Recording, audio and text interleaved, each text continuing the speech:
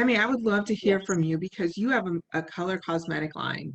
Yes. And I noticed when I was looking at your colors, you have a lot of different colors that are directly for a women of color, right? And they look Correct. these beautiful colors. And Yes. so talk to us a little bit about what you see from cosmetics. Do a lot of your clients come in and say, I need, something muted, or are they expressing their full self? Most of my clients, they come in and their main thing is they're looking for a line that caters to all women of color. Like what they've said in the past is they haven't found a line that may have like the darker shades, and we cater to that. Now we have a full array of colors, but my main thing that I have on my website is for women of color because I feel like there is in our industry that's missing. So and I was going to go in and say this, but I was just kind of listening. I was like, I forgot I'm on the video. I'm listening to the content like this. It's good stuff, But, right? I feel like what I've dealt with as far as being dumbing myself down, I feel like that's so surface because I've been an entrepreneur since I was 18. So I've not worked in corporate America. So a lot of the things that you guys have faced, I haven't faced that, but I can identify through my clients who have faced it in corporate America. And what I would say is the problem is when European culture is controlling the narrative of how we're supposed to look, they control it. You can look at TV, you can look at billboards, you can look at magazines, and though we're evolving and you can see them trickling in, women of color with curly, nice curly hair, we wear locks, we wear dreads, we wear braids, we wear sister locks. And so you have to be able to speak to that as well. So in corporate America, everybody has to play it safe because they don't want to be shunned away or they don't want to lose their jobs. But as time is evolving and women of color and just us as a people and a culture are showing our power, they're gonna have to get on board because everybody doesn't look the same. Everybody's not gonna have straight hair. I mean, I have blonde hair on today, don't judge me, but I wear curly hair, I wear braids, I wear purple, pink, I wear all types of hair. But the thing is the fact that they control the narrative. And at the end of the day, that's brainwashing. Like that's period. Like that's brainwashing. That's what we see. But they got to get on board because things are going to change. Right. Things are going to change. And I want to talk a little bit about my experience when I was growing up as a kid in Oregon, right? Back in the day, white girls, flat butts, little hips. I've always been curvy. And now Kim Kardashian and those people come out with these fake butts. I'm like, oh, finally I fit in. Right. But like you said, it was a controlled narrative. And I didn't feel at home in my own body, especially as being biracial, until I moved to North Carolina, where I finally started to see people that look like me. And because my mom was an early pioneer in the mixed racial environments, right, didn't become legal till what, 57, 53. It was still one of those places, like I felt more comfortable in the African American community than growing up in an all white environment, because there I was too much. I was too dark, I was too curly, I was too curvy. And in our culture, you wouldn't expect that as an experience nowadays. It's an unfortunate thing, and I wonder sometimes what it feels like just to be yourself and be enough and not worry about all these variables that we're discussing. Mm-hmm. Yeah. I think one thing that I talk to some of my friends about, because I try to be, before I react to something, I try to ask myself the why behind a lot of things. And I know that a lot of things still stem, from slavery, the Willie Lynch of, some of having the woman protect the children. And that has been passed along. And what I mean by this is it's not always a woman trying to dim your light, or take anything from you. She's actually, from her DNA, what is being told to protect you. Don't wear that, or why are you doing this? Or sometimes they genuinely are trying to do what they feel is protecting you.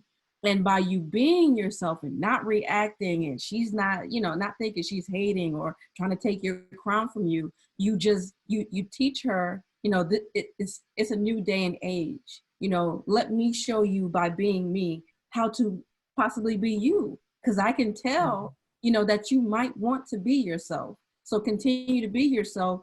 I have found that a lot of people have come into my inbox later and was like, because you've done this, and because you say this, and because you think about it like this, and because at the end of the day you choose you, I have learned to choose me, because before watching you girls a bit cringy, you know, and it's cringy because in essence, she wouldn't do it and she wants to protect me from somebody else saying something to me. So it's not always that. I just want, you know, some women to sometimes look at the why behind why other women might. You could tell when somebody try to hate, you know, and drive at them your life, but some women genuinely are like trying to cover you before somebody else says or does something. And you just, you know, tell them, you know, I got this, you know, I'm willing to take the heat.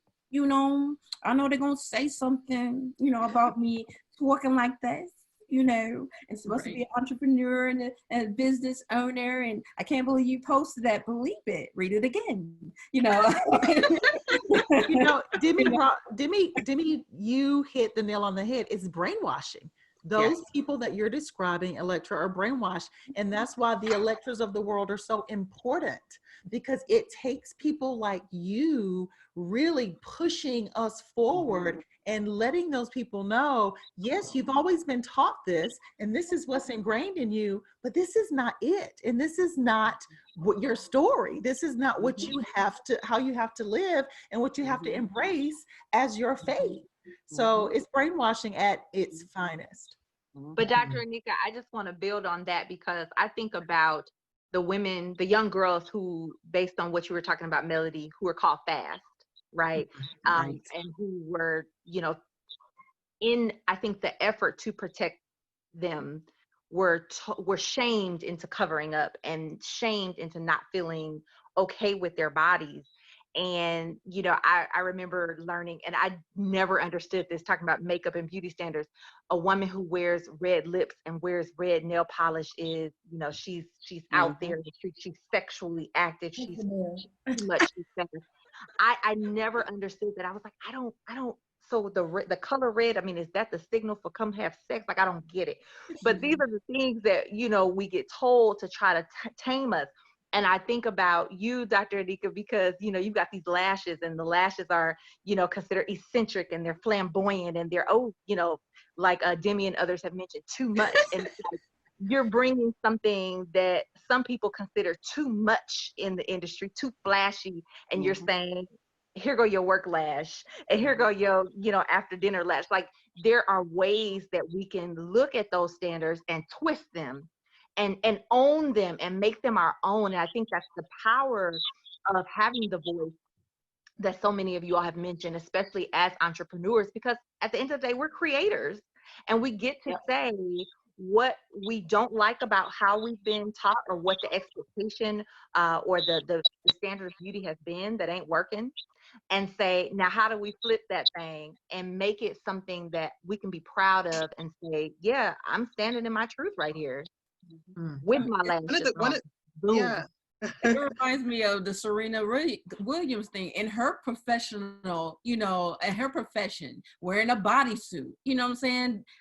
Because her body is banging and it's black and it's curvy, you know, it made them uncomfortable, you know, and then they banned it. You know, they didn't allow her to be her because of her body. You have Daisy Dukes, and as long as you don't have no butt, you know, and your legs is this big, you know, you can be in Daisy Dukes. But the moment you have another young girl who got a butt, like, I don't care if you cover it or what, at the end of the day, you're going to see a full moon.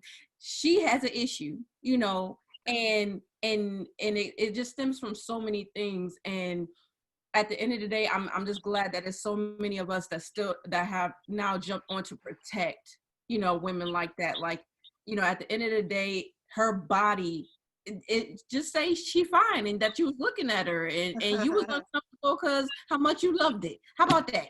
Get good over that part, and then you'll be fine, you know.